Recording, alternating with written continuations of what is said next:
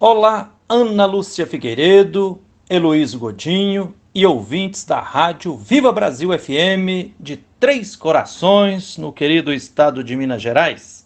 Quem está falando aqui é Frei Gilvander Luiz Moreira, da Comissão Pastoral da Terra, e quero dizer para vocês o seguinte: fique em casa. Esse é o alerta dado pela Organização Mundial da Saúde, pelas autoridades sanitárias sensatas e pelas jurisdições éticas e responsáveis. Um grito pode salvar a boiada, diz a sabedoria popular.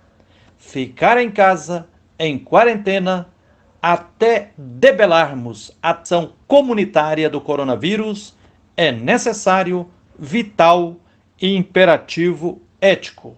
O presidente do Brasil, que está desgovernando nosso país por meio de atitudes deprimentes, irresponsáveis e criminosas, continua incitando o povo a entrar na fila do matadouro. Ignorem-no.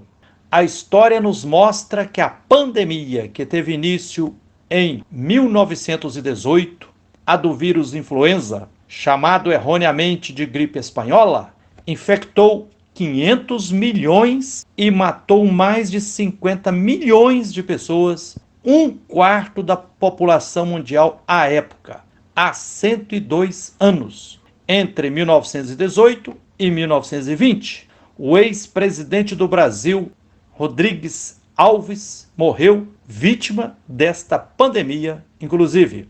Grandes empresários, banqueiros, investidores e capitalistas em geral, tal como no conto A Roupa Nova do Rei, estão nus e desesperados. Nunca se demonstrou com tanta evidência que é a classe trabalhadora do campo e da cidade que produz tudo com sua força de trabalho a partir da Mãe Terra e de toda a natureza. Cegados e obcecados pela ganância em acumular capital, os capitalistas, como capitães do mato, incitam parte da classe trabalhadora a voltar ao trabalho e a abandonar a quarentena. Não caiam nesta armadilha. Eles dizem que o coronavírus é uma gripezinha porque querem continuar lucrando e acumulando capital. Eles sabem muito bem que o coronavírus já matou em todo o mundo mais de 38 mil pessoas e matará milhões, provavelmente.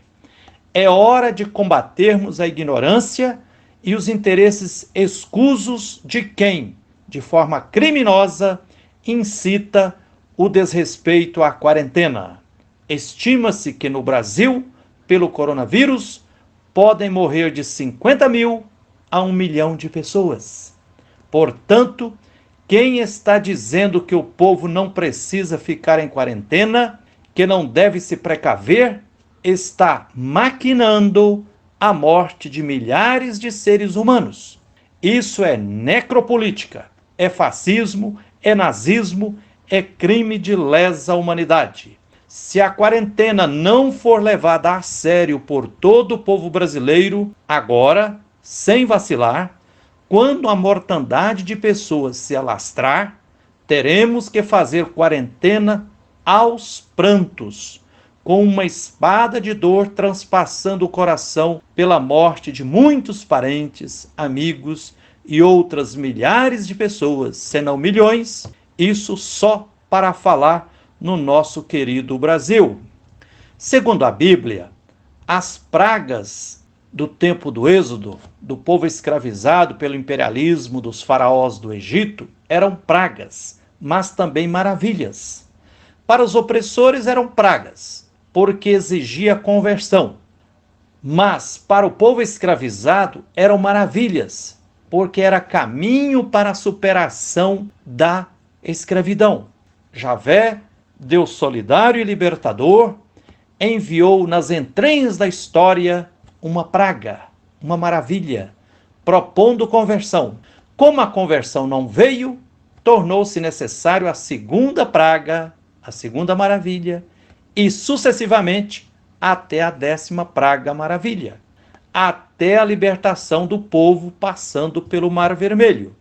Além do mais, as tais pragas eram, no mundo antigo, o resultado de situações críticas naturais ou políticas. A fome era o resultado de toda a estiagem prolongada e peste nas plantações, assim como a morte dos jovens era o efeito da ação militarista e beligerante dos governantes.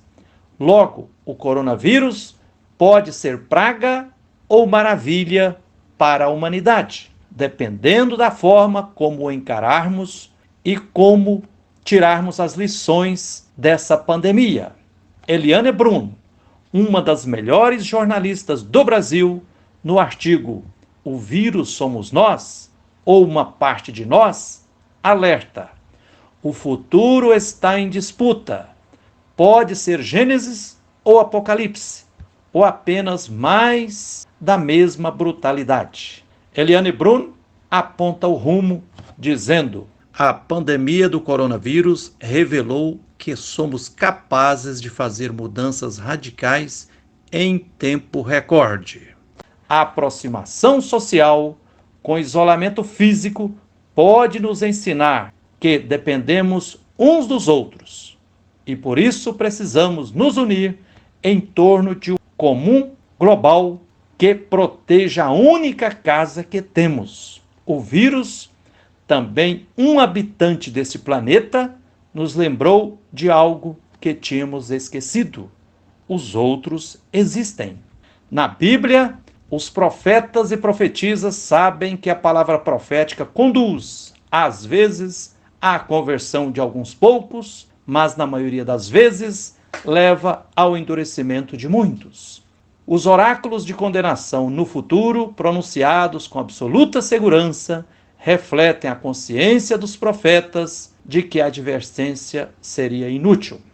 Essa consciência dos profetas e profetisas se apresenta de modo muito claro por meio do profeta Isaías, no capítulo 6, versículos de 9 a 11, dizendo o seguinte: então disse a ele: vai e dize a este povo: ouvis de fato, e não entendeis, e vedes em verdade, mas não percebeis. Engorda o coração deste povo, e faz-lhe pesados os ouvidos, e fecha-lhe os olhos, para que ele não veja com os seus olhos, e não ouça com os seus ouvidos, nem entenda com o seu coração, nem se converta e seja sarado. Então disse eu: até quando, Senhor?